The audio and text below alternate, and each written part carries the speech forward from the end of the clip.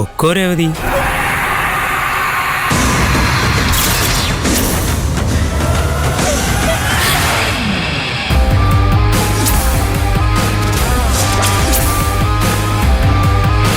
ഇവനെന്തിനാ ഈ സമയത്ത് ഗോഡൗണിൽ വന്നത്? ഞാൻ അവളോട് പറഞ്ഞതൊക്കെ ഇവൻ കേട്ടിട്ടുണ്ടാവും.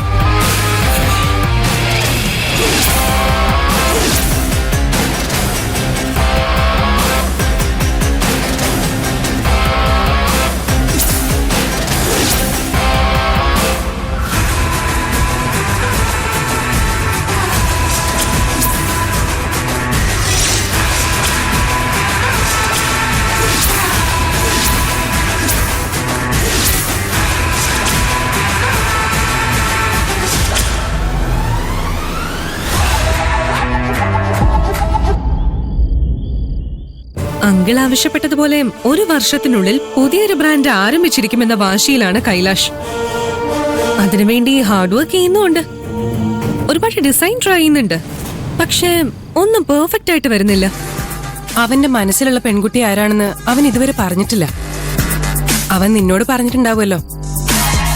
ഈ കുടുംബത്തിന് പറ്റിയ കുട്ടി തന്നെയാണോ? ഞാനൊരു കോഫി തരാൻ പറഞ്ഞിട്ട് 1/2 മണിക്കൂറായി. ഒരു കോഫി ഇടാൻ ഇത്രയും സമയം വേണോ? 1/2 മണിക്കൂറൊന്നും ആയിട്ടില്ല. നിക്കേ, ഹെഡേക്ക് സഹിക്കാൻ പറ്റാഞ്ഞിട്ടാ ഞാനൊരു കോഫി ചോദിച്ചത്. ഹെഡേക്ക് മാറണമെങ്കിൽ നല്ല കടുപ്പം വേണ്ടേ? ഇത് കടുപ്പവും ഇല്ല, അവിടെയുള്ള ഷുഗർ മുഴുവൻ എടുത്ത് ഇടുകയും ചെയ്തു.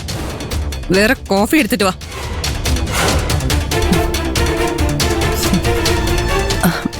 ഞാൻ ചോദിച്ചതിന് മോള് മറുപടിയൊന്നും പറഞ്ഞില്ല. ഈ കുടുംബത്തിന് നിലയ്ക്കും വിലയ്ക്കും ചേർന്ന കുട്ടി തന്നെയാണോ? അവളെന്റെ ജീവനാ. ഞാൻ സ്നേഹിക്കുന്നത് അവളെയാ. ഞാൻ കല്യാണം കഴിക്കാൻ പോകുന്ന പെൺകുട്ടി അവളാ. എനിക്കറിയില്ല ആന്റി. നിന്നോട് അവൻ പറഞ്ഞിട്ടുണ്ടാവുമല്ലോ. ഞാൻ ചോദിച്ചാ പറയുമായിരിക്കും, പക്ഷേ ഞാൻ ചോദിച്ചിട്ടില്ല.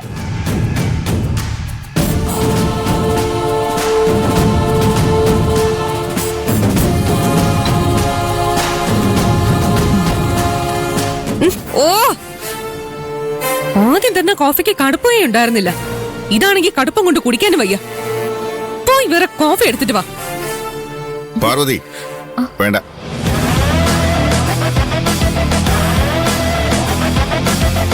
മുക്ത, നിന്റെ ടേസ്റ്റ് നിനക്ക് മാത്രമേ അറിയൂ. അതുകൊണ്ട് നീ തന്നെ കോഫി ഇട്ടാ മതി. പാർവതി ഇവിടുത്തെ സെർവന്റ് അല്ല. അങ്കിൾ, ഞാൻ അങ്ങനെ ഉദ്ദേശിച്ച് പറഞ്ഞതല്ല. എങ്ങനെ ഉദ്ദേശിച്ച് പറഞ്ഞാണെങ്കിലും പാർവതി സെർവന്റ് അല്ല എന്ന ഓർമ്മ നിനക്ക് വേണം. അല്ല, ഇവരൊരുമിച്ച് ജോലി ചെയ്യുന്നവരല്ലേ, അതുകൊണ്ടാ ഞാനൊന്നും പറയാതിരുന്നത്. മുക്ത ഇവരുടെ CEO അല്ലേ. പാർവതിക്ക് താഴ്ന്ന ജോലിയും. ആ ഓർമ്മ വെച്ച് ഇവിടെ പെരുമാറരുതെന്നാ ഞാൻ പറഞ്ഞതിന്റെ അർത്ഥം. മുക്ത ഒരു സോറി പറഞ്ഞ പ്രശ്നം തീരുവല്ലോ. മുക്ത, പാർവതിയുടെ ഒരു സോറി പറഞ്ഞേക്ക്. ആന്റി, ഇല്ലെങ്കിൽ നിന്റെ അങ്കിൾ ഇന്ന് മുഴുവൻ ഇത് തന്നെ പറഞ്ഞുകൊണ്ടിരിക്കും. ഒരു സോറി പറഞ്ഞേക്ക്. വേണ്ട, സോറി പറയല്ല വേണ്ടത്. പാർവതിയോട് ഒരു സെർവന്റിനെ പോലെ പെരുമാറിയതിൽ ഇവൾക്ക് കുറ്റബോധം ഉണ്ടെങ്കിൽ പാർവതി ഇട്ടുകൊടുത്ത കോഫി ഇവള് കുടിക്കുക വേണ്ടത്. ഇങ്ങിതാ പാർവതി, എന്നാ കുടിക്കേ. ആന്റി, കുടിക്കാനല്ലേ പറഞ്ഞേ?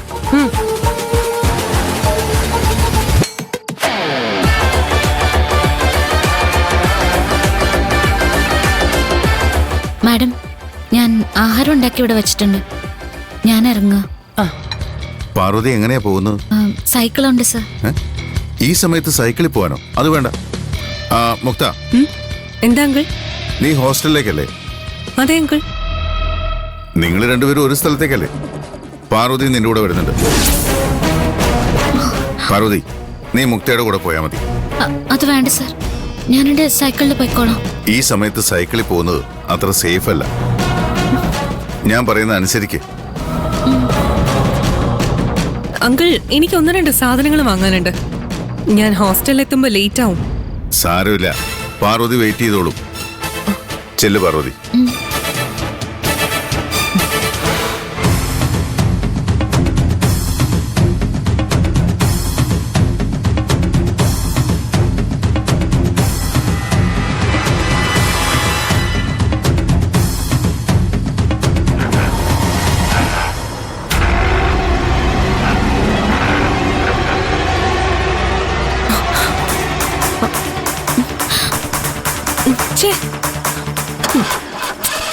കാറിന് എന്തോ പറ്റി.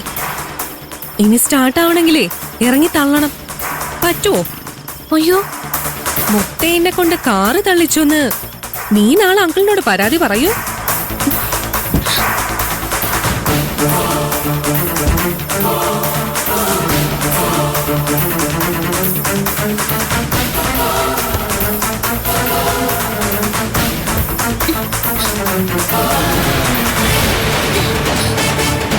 പോരാ, കാർ അനങ്ങുന്നില്ല. കുറച്ചുകൂടി ശക്തിയിൽ തള്ളു.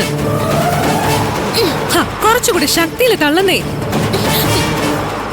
ഞാനെന്താ ആനയാണോ? എനിക്ക് ഇത്ര ശക്തിയേ ഉള്ളൂ. ഓ, ആ വണ്ടി സ്റ്റാർട്ടായല്ലോ.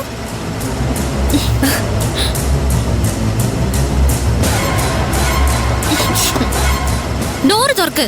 ഞാനേ നിന്റെ ഡ്രൈവർ ഒന്നും അല്ല. എന്റെ കാറിൽ കയറാനുള്ള യോഗ്യതയൊന്നും നിനക്കില്ല. ഹോസ്റ്റലിലേക്ക് നീ നടന്നങ്ങ് പോയാ മതി.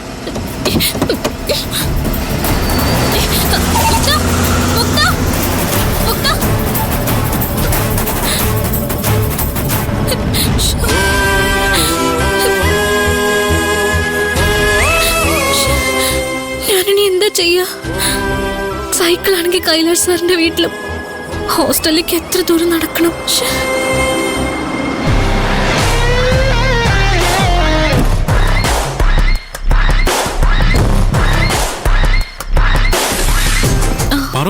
ഈ സമയത്ത് നീ എന്താ ഇവിടെ? കൈലാഷ് സാറിന്റെ വീട്ടിലെ ജോലി ഇപ്പൊ കഴിഞ്ഞതേ ഉള്ളൂ.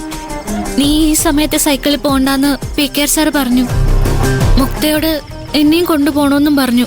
എന്നിട്ട് കാറ് തകരാറായിന്ന് കള്ളം പറഞ്ഞ് എന്നെ ഇവിടെ ഇറക്കി വിട്ടിട്ട് മുക്ത പോയി. സാരമില്ല, പാറു കയറ്, ഞാൻ കൊണ്ടുവിടാം.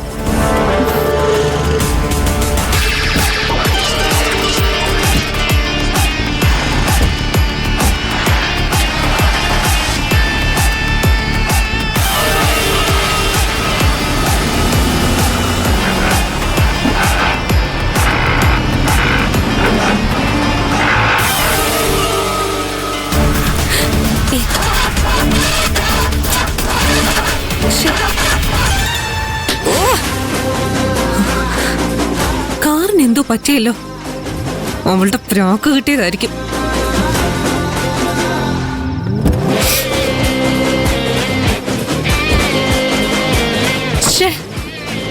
ഒരു ഓട്ടോ വിളിച്ചു പോവാം. വണ്ടി വഴി കിടക്കാണെന്ന് രഘുവിനെ വിളിച്ചു പറയാം. അവനിത് റിപ്പയർ ചെയ്ത് ഹോസ്റ്റലിൽ എത്തിച്ചോളും.